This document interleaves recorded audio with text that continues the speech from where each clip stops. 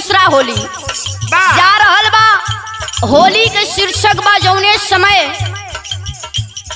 भगवान कन्हैया अपन रूप गोदनहारी के रूप में परिवर्तन कई के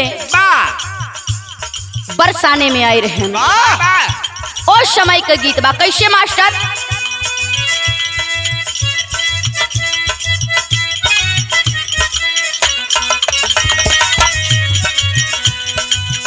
बरसाने में आइल नटनिया सजनिया हे लालिता आवा गोदनावा गोद देही।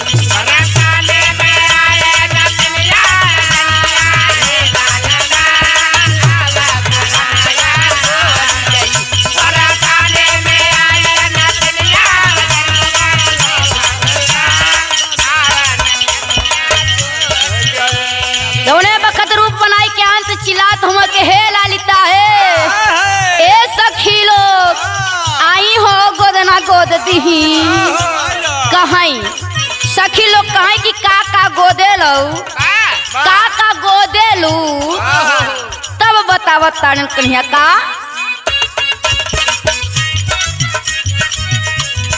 चांद सूरज ग्रह सारा गोदाइला।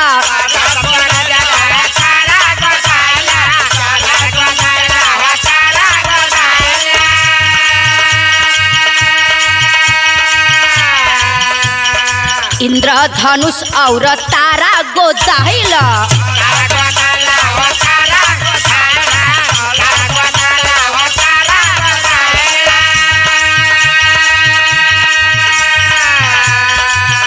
अरे सुंदर पिया के निशानिया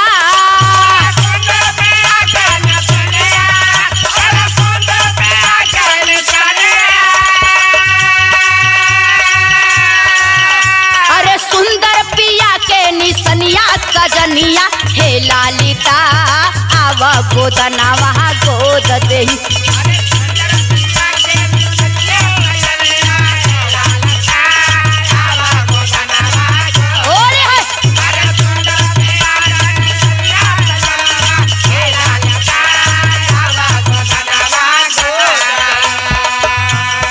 कहे कन्हैया के चांद सूरज ग्रह सारा गोदाइला इंद्रधनुष और तारा गोदाइला। आई न ये सखी आई है ने गोदना गोदाली अपने सजन का नाम भी लिखवाला अपने दुल्हा का नाम लिखवाला। लेकिन और का कहतिया का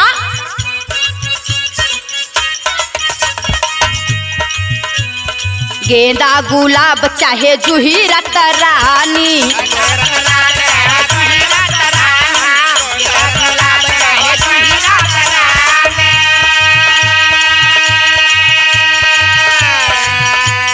बेला चमेला कमल की निशानी।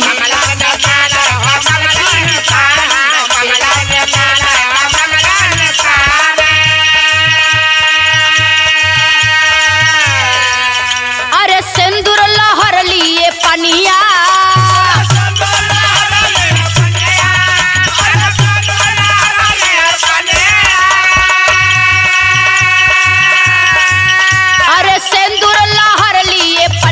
सजनिया हे लालिता आवा गोदनावा गोद दी।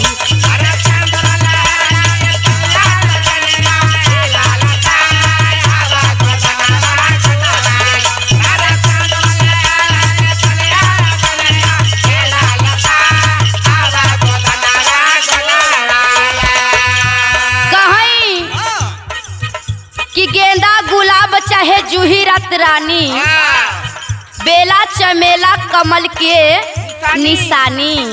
आवा ये सखी आवा गोद दई हो सिंदूर लहर लिहे पनिया। अगर तू अपने सैया का नाम गोदबू गोदना नीमन छपबू तो तोहर सुहाग बनल रही। लेकिन कहीं का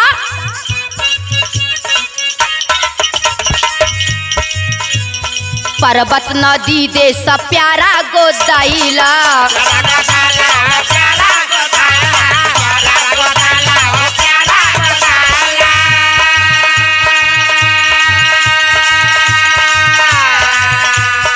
मंदिर मस्जिद गुरुद्वारा गोदाइला।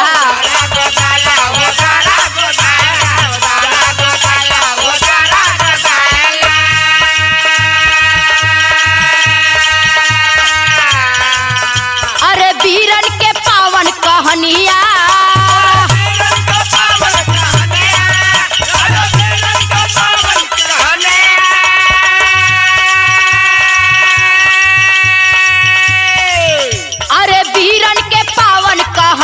सजनिया हे रत्नी आवा गोदनावा गोद देही।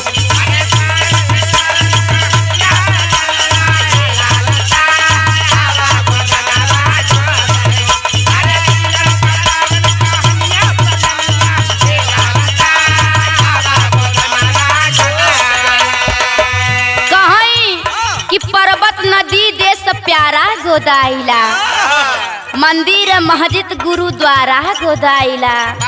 आवा वीरन का पावन कहानी। इतना ज्यादा पैसा वैसा जिन दिया लेकिन गोदनावा गोदवाइला। आओ ये सखी लेकिन कहे का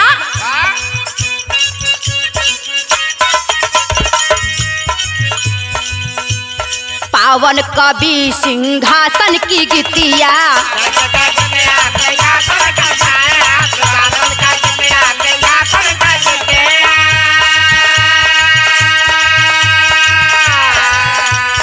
गुरु उदयराज की पावन प्रीतिया।